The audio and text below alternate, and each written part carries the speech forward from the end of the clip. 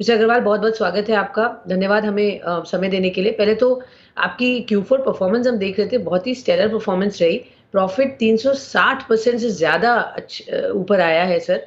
पहले तो बताइए सर, क्या ख़ास वजह रही इस क्वार्टर में? हाइलाइट्स और क्या ये सस्टेनेबल भी होगी आगे क्वार्टर्स में? बिल्कुल धन्यवाद। जैसा कि मैं बताना चाहूँगा कि आपने शुरू में ही बताया कि हमारे पास 600 शहरों में 1500 दुकानें हैं, तो हमारा जो फ्रैंचाइज़ नेटवर्क है वो बहुत बड़ा है और जैसे ही मार्केट खुलती है पोस्ट पैंडेमिक हमारे रेवेन्यूज़ बहुत बढ़ जाते हैं। आज वेडिंग का बहुत स्ट्रॉन्ग सीज़न है इस क्वार्टर में, अप्रैल-जून क्वार्टर में, जिसके कारण हमारी जो सप्लाईज़ थी वो 4th क्वार्टर में काफ़ी अच्छी थी। जो फैब्रिक की है, अपैरल की है, हमारे डीलर, डिस्ट्रीब्यूटर नेटवर्क के पास। तो हमने 4th क्वार्टर में कंसोलिडेटेड बेसिस पे 2000 करोड़ रुपए से ऊपर का रेवेन्यू किया और 356 करोड़ का एबिटा जनरेट किया। तो अगर हम देखें तो हमारा business by business, every business has performed extremely well.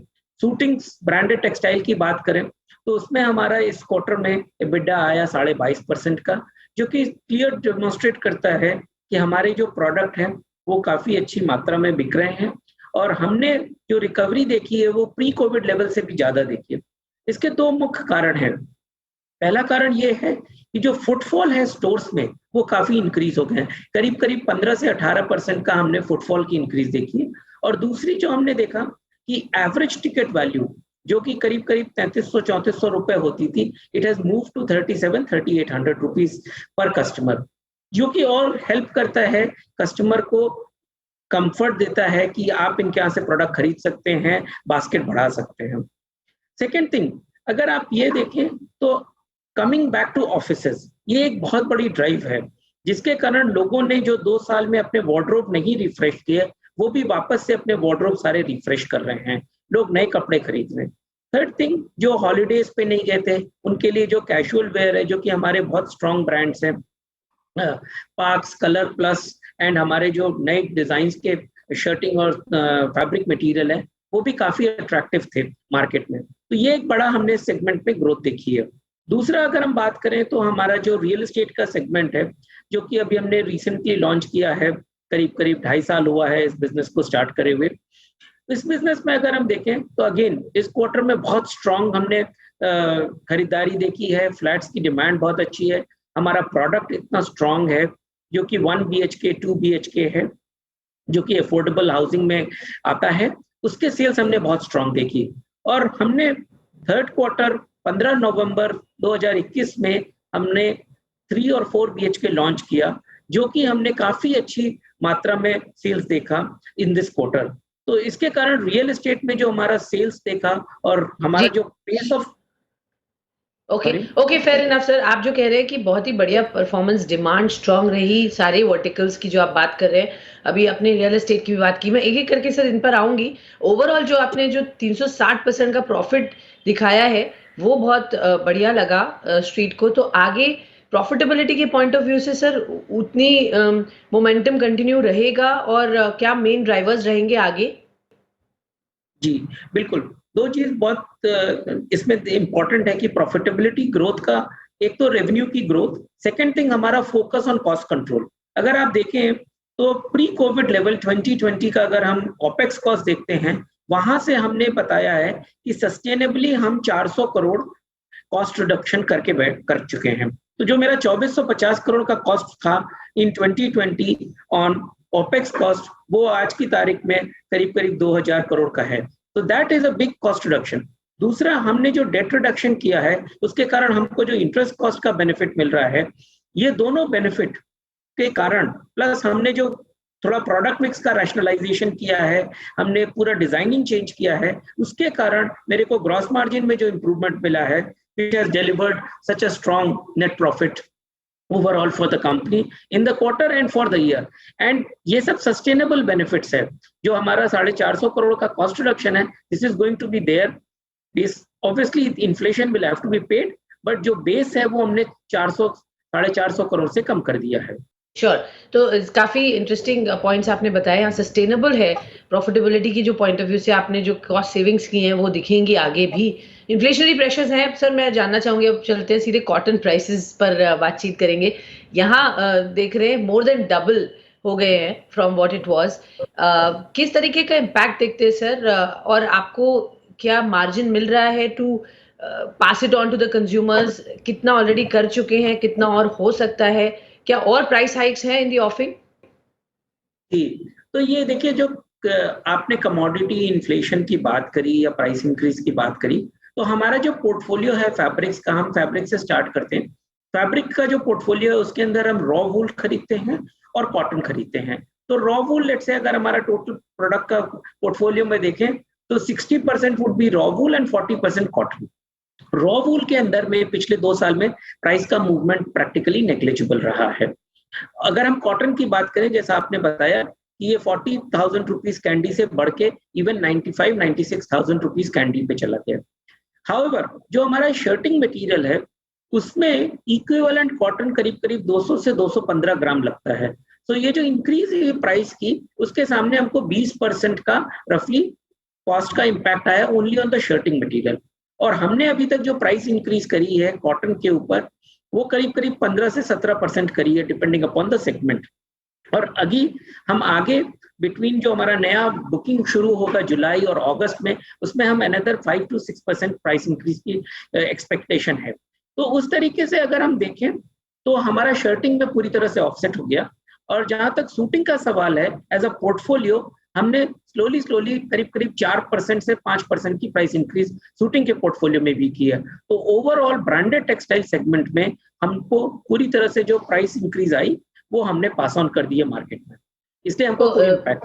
Okay, that's important sir कि पास ऑन हो चुकी है ब्रांडेड में, और जहां पे गुंजाइश है वहां 4-5% की प्राइस हाइक आप कह रहे हैं जुलाई में हम उम्मीद कर सकते हैं टू ऑफसेट। ओके सर, उससे आप डिमांड पर कोई असर नहीं देख रहे हैं और आपके मार्जिन्स इंटैक्ट रहेंगे? Is that what you are saying? See there are two things. Demand का क्या है, जो इन्फ्लेशन है ये दो तरह के इन्फ्लेशन होते हैं। एक होता है नीड के ऊपर, जो कंज्यूमर है वो दो तरह का कंज्यूमर, एक नीड का कंज्यूमर, एक वांट का कंज्यूमर है। जो नीड का कंज्यूमर है, डे टू डे ईटेबल्स हैं, ग्रोसरीज है, उसके दाम बढ़ रहे हैं जिसका नीड कंज्यूमर को फर्क पड़ता है बहुत ज्यादा।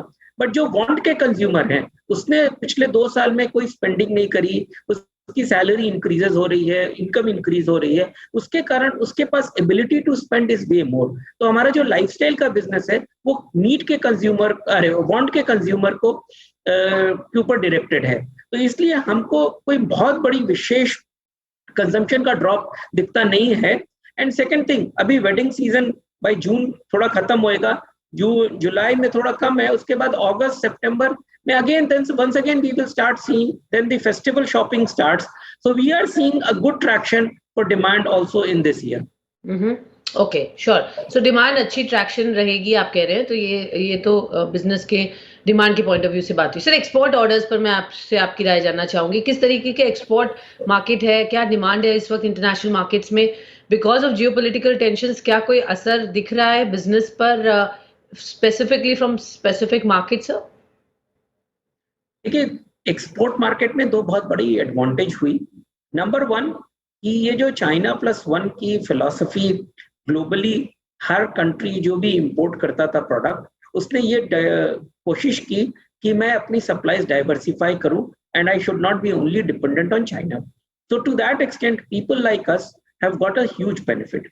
Second thing, there were many retailers outside India who had to go through a very severe stress, जिसके कारण उन्होंने कुछ के बैंक्रप्सी हुई, कुछ को एक्वायर कर लिया गया, उसके कारण जो हमारे एग्जिस्टिंग कस्टमर थे वो बड़े हो गए।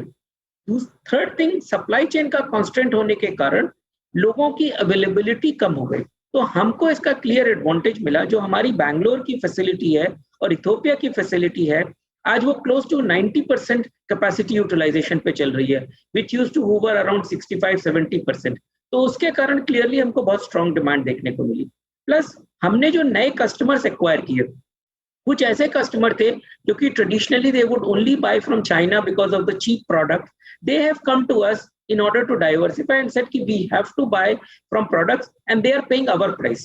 तो उसके कारण हमारा मार्जिन का इरोजन भी नहीं होगा जो कि हम एक्सपोर्ट मार्केट्स में देखते हैं। जहाँ तक डिमांड का सवाल है एक्सपोर्ट मार्केट्स में, मे बी थर्ड या फोर्थ क्वार्टर में शायद because of the geopolitical situation कुछ श्रिंकेज देखने को मिले, बट बिकॉज हमने कस्टमर बेस अपना बहुत एक्सपैंड कर लिया है एंड डिफरेंट डिफरेंट कंट्रीज में हमने पेनिट्रेट किया है, जिसके कारण ओवरऑल हमारे बिजनेस के ऊपर इम्पैक्ट कम होता दिख रहा है। श्योर, सो इम्पैक्ट कम है, इंटरनेशनल मार्केट स्ट्रांग है, रोबस्ट है और आपको जो एडवांटेज मिला वो आपने हमें बताया है। आगे बढ़ते हैं सर, रियल्टी स्पेस में मैं आपसे आपकी राय जानना चाहूंगी। एक्सपोर्ट बैन किया गया है स्टील पर, उसकी वजह से इनपुट कॉस्ट आपको लगता है कम हो रहे हैं और उसकी वजह से स्टील प्राइस कट जो इफेक्ट करेगा ऑन पर स्क्वायर फुट प्राइस वो कितना है, और ओवरऑल रियल्टी स्पेस में अभी क्या बज है, आपकी पोर्टफोलियो पाइपलाइन कैसी दिख रही है आगे? रियल एस्टेट में हम लोग काफी बुलिश हैं, बिकॉज अभी जो मैंने बताया हमारे जो 2 प्रोजेक्ट्स चल रहे हैं उसमें जो टोटल इन्वेंट्री लॉन्च की है हमने उसका 78% हम सेल्स कर चुके हैं, तो सेल्स वेलोसिटी बहुत ही स्ट्रांग है। Plus the unique strength which we have in our project is the fastest pace at which we do the construction. तो जो हमारा ऑलमोस्ट 3 टावर हैं in the first project which was supposed to deliver as per RERA guideline 2024 में, दिसंबर 2024 में, हम दिसंबर 2022 में वो 3 tower deliver कर देंगे, 2 years ahead of RERA। तो इसके कारण लोगों को कॉन्फिडेंस बहुत बढ़ा और हमारी सेल्स वेलोसिटी बहुत अच्छी देखने को मिली। एज फार एज जो इनपुट प्राइस का इम्पैक्ट है, देखिए वो इनपुट प्राइस का इम्पैक्ट पिछले क्वार्टर में जनवरी फरवरी मार्च में जो स्टील की प्राइस इंक्रीज हुई थी उसका करीब करीब 400 रुपए स्क्वायर फीट का हमारे को इम्पैक्ट आया था स्टील सीमेंट का। बट क्योंकि हमारी प्राइस इन थाने इस करीब करीब 21-22 हजार रुपए स्क्वायर फीट, तो कोई डिसीजन मेकर जो है, बायर जो है, वो उसके कारण मूव नहीं करता। और बिकॉज हमारी सक्सेस प्रोजेक्ट की अच्छी है, हमने 2 price increase already almost to the tune of 7.5% कर चुके हैं। तो जो भी प्राइस इंक्रीज है easily we have been able to offset input price increase have been able to offset because of the increase in the price of our apartments. Sir मैं आपसे जानना चाहूंगी, एक तो इस वक्त आपके पास कितना लैंड बैंक है, उसको कैसे मोनेटाइज करेंगे, और अब जो अपकमिंग प्रोजेक्ट्स हैं उनके बारे में थोड़ा बताइए। आप फिलहाल तो ऑब्वियसली मुंबई और थाने रीजन में ज्यादा प्रेजेंट है, क्या उसके बियॉन्ड भी अब आप स्लोली जाने की बात कर रहे हैं? जी बिल्कुल। तो देखिए ये जो है मोनेटाइजेशन, ये शुरुआत मोनेटाइजेशन से हुई थी, बट अभी हमारा रियलिटी एक कोर बिजनेस है। Reality is not only meant for monetisation of land. और जहां तक थाने में लैंड बैंक है, हमारे पास 80 एकड़ का टोटल लैंड बैंक है, और जो अभी करंट डेवलपमेंट है हमारा 4 मिलियन स्क्वायर फीट का, ये इज ओनली ऑन 20 एकर्स। तो हमारे पास अभी भी 60 एकड़ अवेलेबल है और डेवलप करने के लिए, जिसको कि हम ओवर टाइम डेवलप करेंगे। जहां तक हमारा फोकस है, it is in the MMR region अभी शुरुआत में। और इसमें हम क्या करेंगे कि हम लैंड परचेज नहीं करेंगे बियॉन्ड थाने, जो भी करेंगे वो हम ज्वाइंट डेवलपमेंट के थ्रू करेंगे। और ज्वाइंट डेवलपमेंट में जैसे हम लोगों ने पहले अनाउंस किया in the month of January कि हमने एक प्रोजेक्ट आइडेंटिफाई कर लिया है, उसके ऊपर वर्क कर रहे हैं। वेस्टर्न एक्सप्रेस हाईवे के ऊपर में हमने एक प्रोजेक्ट ऑलरेडी आइडेंटिफाई कर लिया, जिसमें करीब करीब 7 लाख स्क्वायर फीट का हमारा प्रोजेक्ट है। इस तरीके से हम आगे भी JDA में पार्टिसिपेट करेंगे। और हमारे पास क्योंकि कंस्ट्रक्शन की स्ट्रेंथ इतनी स्ट्रांग है और sales velocity because of our brand इतनी स्ट्रांग है कि हमको कई JDA प्रोजेक्ट्स के ऑफर आ रहे हैं। तो at any point of time we evaluate more than 80-90 projects, and जो हमारी राइट स्ट्रैटेजी में फिट करेगा। जैसे कि हमारे ग्रुप का एक क्लियर विजन है कि we believe in building India 1 to 3।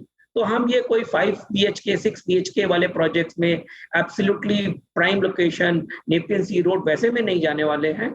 हम मिलियन स्क्वायर फीट का एक ब्रॉड हमारा अरेंजमेंट होगा JDA में, वैसे प्रोजेक्ट्स हम आइडेंटिफाई करके पिक करेंगे।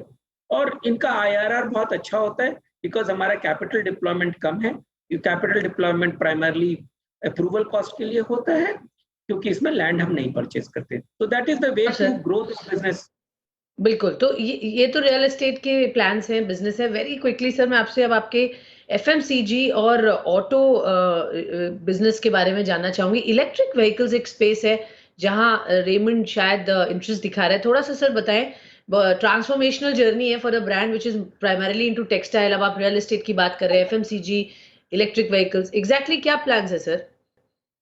जी, तो पहले मैं इंजीनियरिंग सेक्टर के बारे में बात कर लेता हूँ। तो इंजीनियरिंग सेक्टर का जो बिज़नेस है, हम लोगों ने सितंबर में कंसोलिडेट किया under JK files and engineering. इसमें 2 बिज़नेस है मेनली, एक है फाइल्स जो इंजीनियरिंग कंज्यूमेबल है, वो बिज़नेस है और दूसरा है रिंग गियर मैन्युफैक्चरिंग जो कि हम कैटर करते हैं passenger cars, trucks, tractors, heavy ship and all these product के लिए अरे व्हीकल्स के लिए।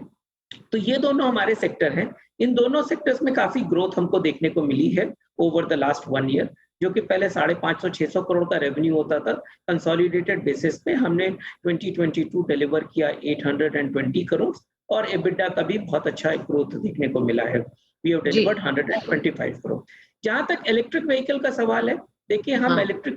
हम जिस स्पेस में हैं ऑटो की, उसमें क्लियरली हमारा डोमिनेंट मार्केट शेयर है अपने प्रोडक्ट में इन दी डोमेस्टिक मार्केट एंड 2/3 हम एक्सपोर्ट करते हैं उस बिजनेस से। तो हमारा जो कनेक्ट है वो ऑटो ओईएम से बहुत स्ट्रांग है।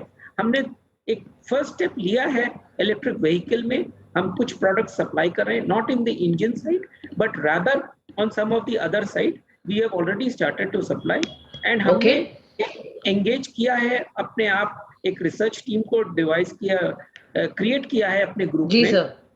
जो डेवलप करेगा फ्यूचर प्रोडक्ट्स और पार्टिसिपेट करेगा डिफरेंट पार्टनर्स के साथ। ओके। तो क्लियरली हम हमेशा बिजनेस को मूव करते हैं एज जी। We feel appropriate and new opportunities keep okay, coming to us. Fine sir.